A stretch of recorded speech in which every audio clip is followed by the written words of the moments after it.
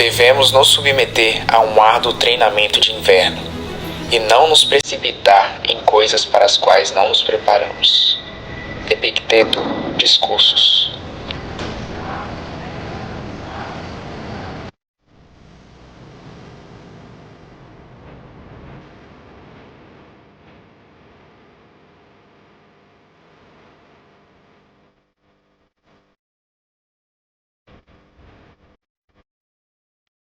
Bom dia, galera. Segundou. Não deu para estudar direito nesse final de semana. Fiz um monte de coisa aleatória e acabou que eu não estudei, não coloquei muitas coisas em dia. Mas é isso aí. Vamos estudar durante a semana, certinho. Eu vou ter a PS de tarde. Vou tentar malhar na hora do almoço com meu amigo Pedro. Basicamente isso. Seguir a rotina, continuar fortalecendo o corpo e a mente.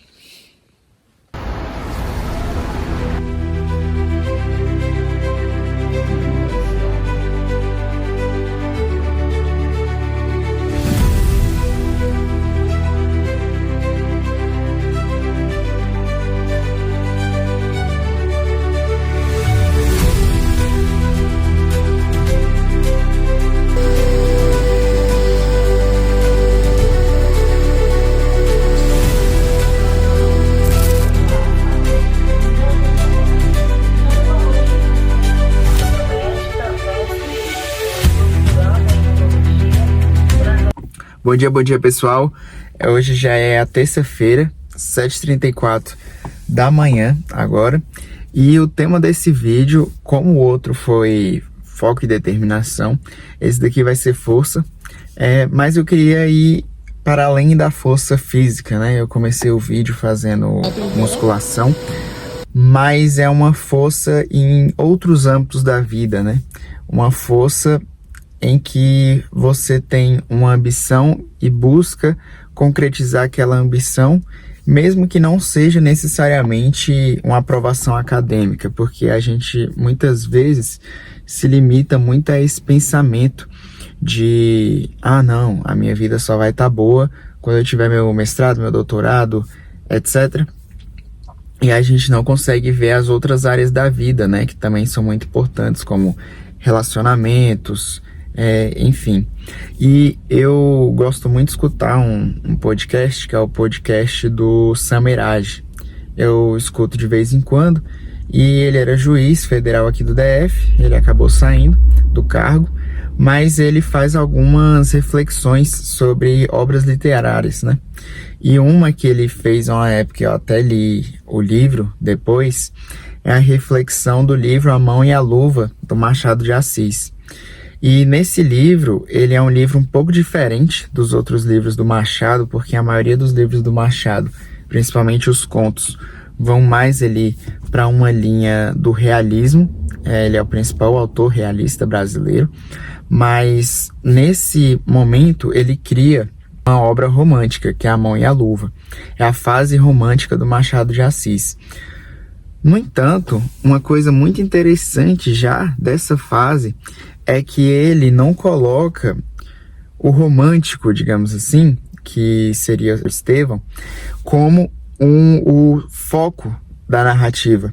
E isso vai de encontro muito com os outros autores românticos, porque os outros autores românticos colocavam o romântico naquele sofrimento e idealizando a amada, né, como algo inatingível, como algo assim inalcançável, e tinha aquela amada ali, por exemplo, seria a Guiomar, e aí se fosse num conto romântico tradicional, seria basicamente isso, ele não ia conseguir a Guiomar, ia ficar em eterno sofrimento. Só que aí o que acontece? Surge outros dois personagens nessa trama, né, que é o Jorge, que é um homem da oligarquia da época, e também surge o Luiz Alves. Luiz Alves também era advogado junto com Estevão. Na verdade, eu acho que estava estudando direito. E o que acontece? Ele começa a ter uma visão diferente do Estevão. Os três se interessaram pela Guiomar. O Estevão e o Luiz Alves eram amigos. No entanto, o que tinha de diferença é que o Luiz Alves, ele tinha plena convicção de que ele não precisava da Guiomar, mas ainda assim a amava e queria tê-la na sua vida. Já o Estevão projetava tudo na Guiomar. E a gente, muitas vezes na vida, a gente quer projetar muito as coisas em uma pessoa ou em alguma coisa. E a gente não deve ser assim, a gente deve abrir nosso leque. Por exemplo, tem um amigo meu que às vezes conversa comigo aqui na faculdade, que ele fala que a prioridade da vida dele é a família, né? A família que ele vai construir, e a medicina é uma ponte para isso. Já vai ter gente que vai falar o contrário, né? Que a motivação da vida dela é única e exclusivamente a medicina. Qual dos dois estão certos? Os dois estão certos, só que a gente tem que tentar analisar a vida como algo multifatorial. Não é uma única coisa que vai definir todas as outras. Então, a gente tem que ter esse pensamento e essa reflexão de conseguir conciliar bem as coisas da vida. Nem sempre a gente vai conseguir conciliar tudo. Isso faz parte. Às vezes ter um namoro em um momento errado pode não ser tão bom, mas às vezes também pode ser que ajude muito. Ou outras coisas, sei lá, vocês trabalhar, casar, fazer faculdade e... enfim, ir pra academia, tudo no mesmo tempo. É meio difícil, vai ter gente que consegue. A gente tem um exemplo do Aracaki, por exemplo. Só que aí você vai ter que saber organizar bem seu tempo, disciplinado naquelas suas tarefas, né? Porque, querendo ou não, o tempo vai ser limitado, você vai acabar dormindo menos, enfim. E varia muito de pessoa para pessoa, relacionamento para relacionamento. E, enfim, foi mais uma reflexão geral em relação a isso. E outro ponto sobre essa força, né, é que eu escutei uma música do Seu Jorge hoje também, que é a música Zé do Caroço, que ele fala que no serviço de alto-falante, no Morro do Pau da Bandeira, etc., que o Zé do Caroço trabalha, o Zé do Caroço batalha, e ele faz um discurso profundo lá no Morro do Pau da Bandeira, né? E enquanto as pessoas estão ali querendo só assistir a sua novela, etc., ele vai lá e faz um discurso profundo para ver o bem daquela comunidade, né?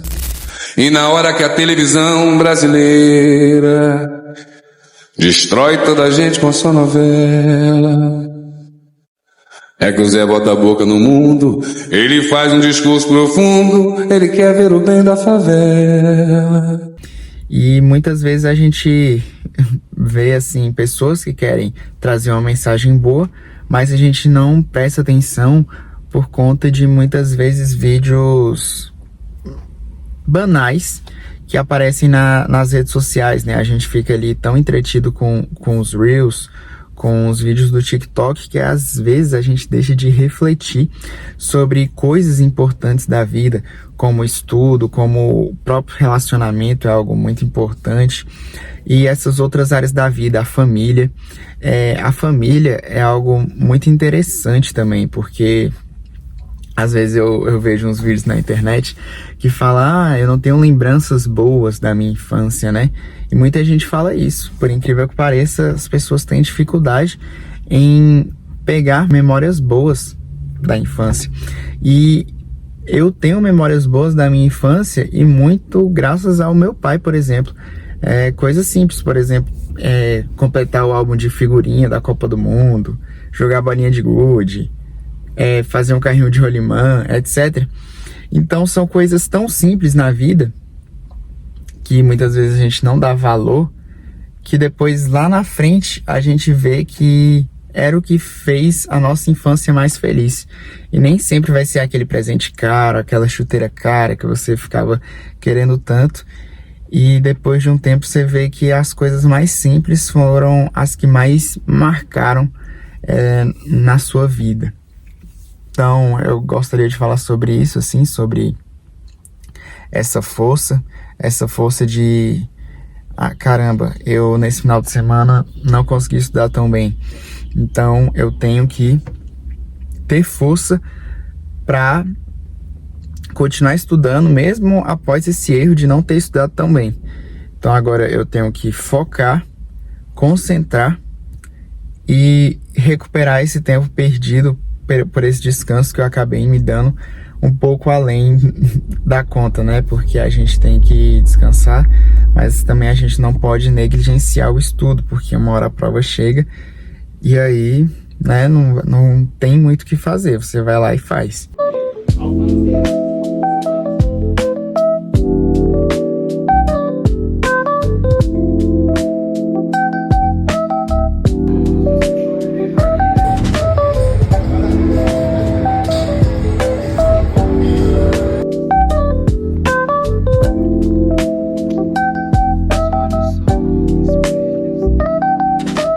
Pessoal, beleza?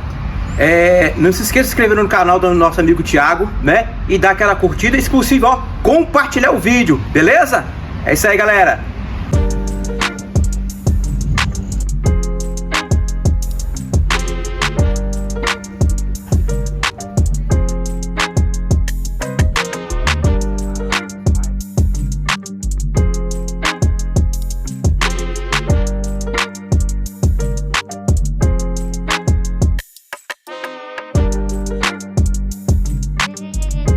E aí galera, resolvi um item aqui também.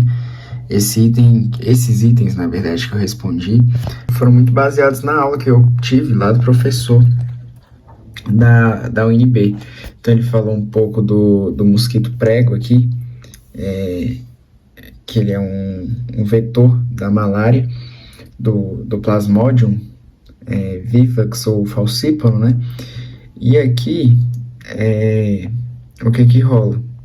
Olha a posição dele. Tá vendo que ele é um pouco mais inclinado do que o mosquito da dengue, que é mais paralelo. Então é por isso que ele é mosquito prego, que ele faz como se fosse um prego. Eu expliquei aqui um pouco da ordem Diptera, para não confundir com os flebotomíneos. Aí tem o mosquito palha também, né? Que não é um mosquito propriamente dito. A gente coloca os mosquitos, principalmente aqui nos colicídios, como o Aedes aegypti, e também tem os anofelinos, que é o caso do mosquito prego, que eu falei aqui, beleza? Então, resolvi esses itens, e se você tem interesse em ver itens resolvidos da UNB, eu faço uma explicação lá na plataforma, é o primeiro link da descrição.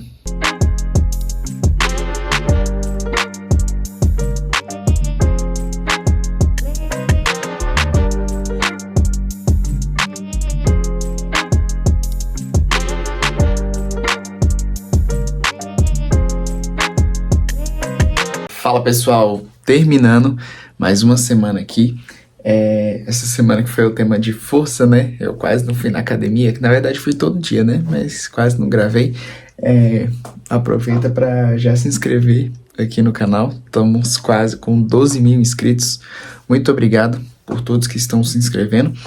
E aqui eu tô fazendo a atividade de microbio, que o professor passou, ajuda muito a gente rever os conceitos que a gente viu em aula, o meio de cultura quimicamente definido, o meio de cultura complexo, seletivo, etc. Também sobre o crescimento das bactérias, o que elas precisam. Enfim, é um semestre com muita informação, mas também é um semestre bem interessante de se estudar. Você vê muitos micro-organismos, você vê como seu corpo reage a esses micro-organismos, e é bem interessante por isso. Esse semestre é um pouco diferente do semestre anterior, que era mais como entender o corpo humano em si. Então, vamos continuar nesse estudo.